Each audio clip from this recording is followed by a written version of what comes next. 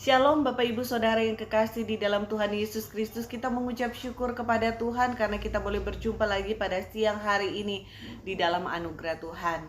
Beberapa hari saya tidak bisa membuat video karena saya sedang mengikuti pelatihan yang jadwalnya sangat padat. Namun di tengah break saya coba untuk membuat video dan kita akan merenungkan firman Tuhan bersama-sama pada siang hari ini dengan tema bersukacita di tengah kesukaran.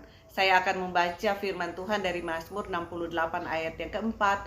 Firman Tuhan berkata, "Tetapi orang-orang benar bersukacita, mereka beria-ria di hadapan Allah, bergembira dan bersukacita." Bapak Ibu Saudara yang kekasih, semua manusia akan mengalami kondisi naik dan turun di dalam kehidupannya.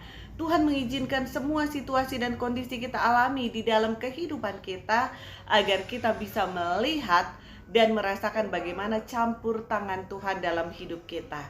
Bukan hanya ketika kita melewati masa-masa sukacita, tetapi justru ketika kita sedang melewati masa-masa kesukaran, disitulah tangan Tuhan sedang memegang kita dan Tuhan sedang menggendong kita.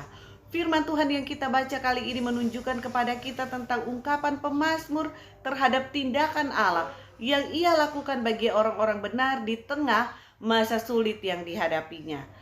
Kalau kita baca di ayat-ayat sebelumnya, maka di situ Raja Daud menyatakan bahwa Tuhan mengizinkan dia dan umat Tuhan berhadapan dengan musuh, berhadapan dengan situasi yang sulit dan sukar. Namun, musuh itu tidak berkuasa menghancurkan umat Tuhan. Sebaliknya, musuh diizinkan Allah berhadapan dengan umat Tuhan agar umat Tuhan dapat melihat kuasa Allah yang dahsyat yang sanggup menghancurkan musuhnya. Keperkasaan Tuhan inilah yang membuat umat Tuhan bersukacita dan bersukaria di hadapan Tuhan. Kata "tetapi" di awal ayat ini menunjukkan suatu perbedaan sikap antara orang yang di luar Tuhan atau orang fasik dan orang benar dalam menghadapi kesukaran hidup.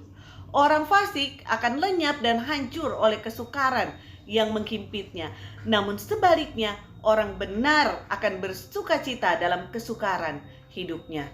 Frase awal ayat ini, "tetapi orang-orang benar bersukacita," menunjukkan bahwa kesukacitaan orang percaya merupakan suatu keputusan sekaligus tindakan yang harus diambil oleh orang percaya untuk mempercayai kemahakuasaan Tuhan di dalam kehidupannya.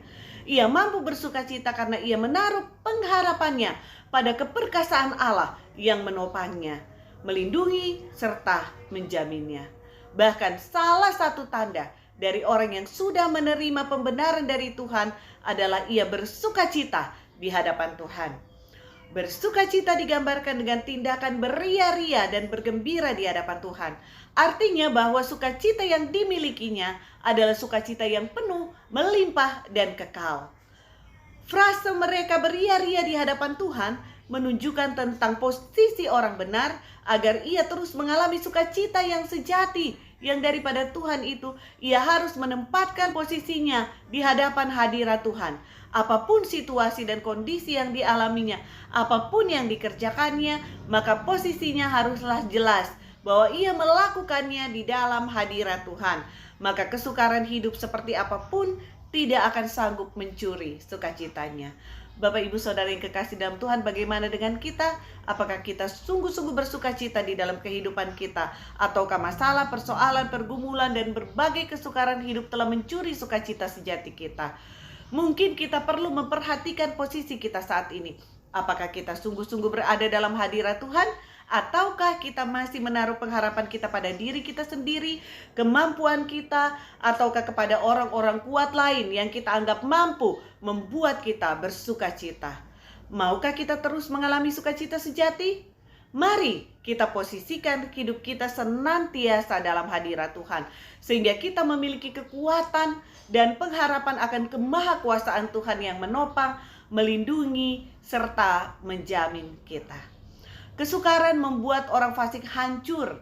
Sebaliknya, kesukaran membuat orang benar mengalami Allah dan bersukacita di dalam Tuhan.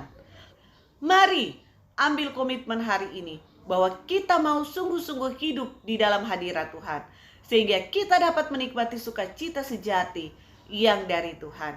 Kiranya firman Tuhan ini boleh menjadi rema di dalam kehidupan kita, dan boleh menuntun langkah kehidupan kita. Mari kita satu di dalam doa. Bapa di dalam surga, kami mengucap syukur kepadamu Tuhan untuk firman Tuhan yang memberkati kami siang hari ini Tuhan. Kami boleh melihat bahwa sukacita sejati bukan kami dapatkan dari dunia ini, bukan dari diri kami sendiri, bukan dari situasi dan kondisi, bukan dari orang-orang yang kami andalkan, tetapi dari Engkau Tuhan. Ketika posisi kami tepat dan jelas, kami ada di hadapan hadirat Tuhan, kami berada di dalam hadirat Tuhan, maka sukacita yang sejati itu boleh menjadi bagian kami.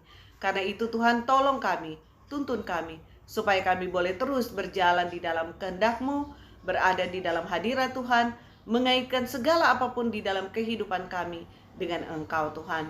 Dan dengan demikian kami boleh mendapatkan sukacita yang sejati yang daripada-Mu Tuhan. Kami yakin dan percaya Tuhan senantiasa menyertai kami, melindungi, membimbing, menolong kami, menopang kami, menjamin kehidupan kami. Terima kasih Tuhan Yesus untuk firman-Mu. Dalam nama Tuhan Yesus kami bersyukur dan berdoa. Amin. Bapak Ibu Saudara, selamat berjalan bersama dengan Tuhan. Selamat bersukacita di dalam Tuhan. Puji Tuhan.